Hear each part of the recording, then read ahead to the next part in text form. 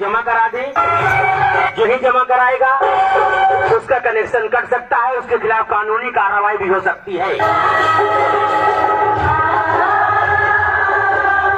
ऊपर वाले के मर्जी के बिना एक पत्ता हिल नहीं सकता। बिजली का बकाया बिल जमा करने का इससे अच्छा मौका मिल नहीं सकता। नींद आने से पहले इंसान सो नहीं सकता। जिसका बिल जमा है उसके घर में अंधेला हो नहीं सकता। इंसान इस दुनिया में अकेला आया है, अकेला जाएगा। जो बिजली का बिल न जमा करेगा उसके घर में अंधेला हो जाएगा। पैसा फर्क डाल देता है हर रिश्तों में। अब घरेलू बिल जमा करिए किस्तों में। ये सुनहरा और अच्छा मौका है आप सबके लिए।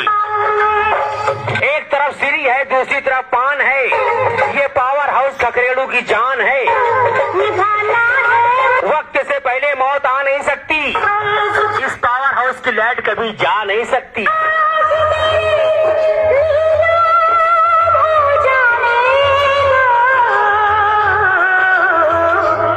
आप सभी लोगों को ये सूचित किया जाता है कि अपना अपना बिल तुरंत जमा करा दे किस्तों में।